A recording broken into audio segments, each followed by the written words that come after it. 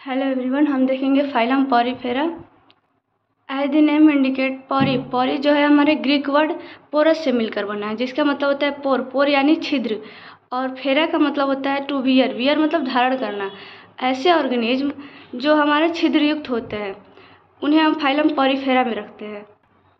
Phylum Porifera के बारे में सबसे पहले साइंटिस्ट जो थे वो थे हमारे अरस्तु। उन्होंने फाइलम पॉरीफेरा के बारे में स्टडी किया और उन्होंने इस ऑर्गेनिज्म को स्पॉन्ज नाम दिया। स्पॉन्ज को आप देखे होंगे जो वाटर को पूरा एब्जॉर्ब कर लेता है और उसको स्प्रेस करने पर वो पूरा वाटर इमिट कर देता है। उसके बाद हमारे आए एलिस ने इस पॉरीफेरा के बारे में स्टडी किया और उन्होंने बताया कि इस फाइलम के ऑर्गेनिज्म जो है वो एक विशेष प्रकार की एक्टिविटी को दिखा रहे हैं। वो वाटर को एब्जॉर्ब कर रहे हैं और वाटर को डिपॉजिट कर रहे हैं। इसमें एक स्ट्रक्चर होता है ओस्टिया के थ्रू जो ये ऑर्गेनिज्म होता है वो ओस्टिया के थ्रू वाटर को एब्जॉर्ब करते हैं और ऑस्कुलम के थ्रू उसको बाहर निकालते हैं। इसके बीच में एक हमारा होता है स्पॉन्जोसील में क्या होता है कि जो भी ये सब ऑर्गेनिज्म वाटर को एब्जॉर्ब किया है इसको इस वाटर से स्पॉन्जोसील में न्यूट्रिएंट्स लेते हैं और जो भी एक्सक्रीटरी प्रोडक्ट है उसको निकालते हैं ये लोग। इस फाइलम की 50 के स्पीसीज जो है वो नोन है। और इसका अब हम हैबिटेट देखते हैं। हैबिटेट में जो ये फाइलम के ऑर्गेनिज्म होते हैं वे एक्वेटिक होते हैं और मोस्टली मैराइन होते हैं, लेकिन कुछ ऑर्गेनिज्म होते हैं जो फ्रेश वाटर में रहते हैं, जैसे स्पॉन्जिला।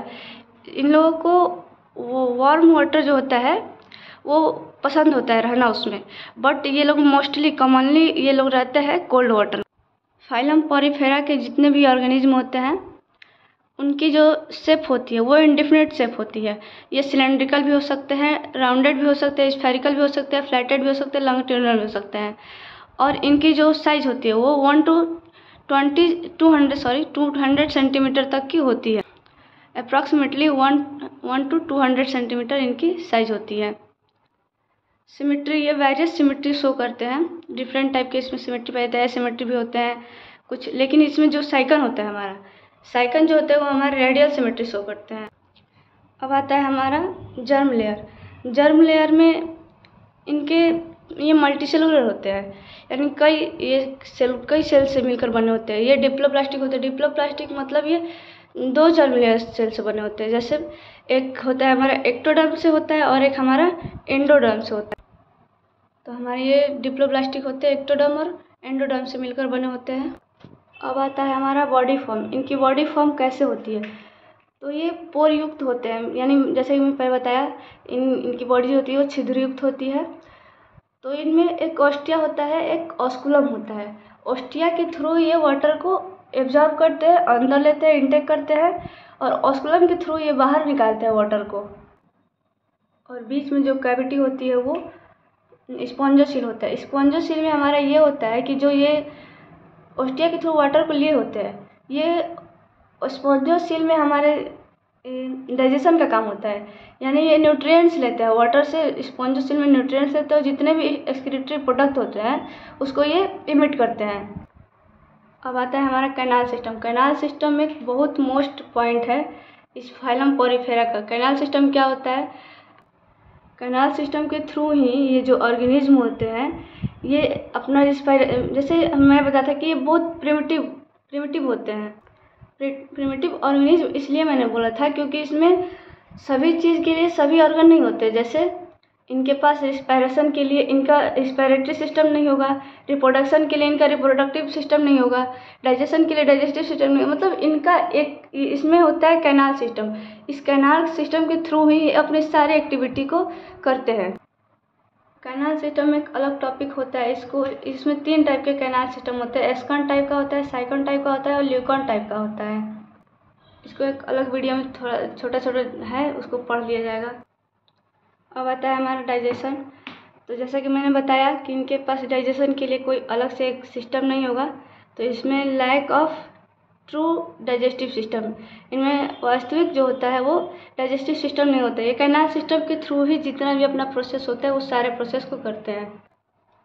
रिस्पायरेशन, इनमें रिस्पायरेशन जो होता है वो इनकम्प्लीट होता है क्योंकि इनमें रिस्पायरेटरी ऑर्गन तो पाया नहीं जाएगा, प्रिमिटिव है तो ये अपना रेस्पिरेशन जो होता है वो diffusion of plasma membrane, gases का जो ट्रांसफ़र करते हैं वो diffusion of plasma membrane, plasma membrane के विभेदन के द्वारा ये अपने गैस का ट्रांसफ़र करते हैं।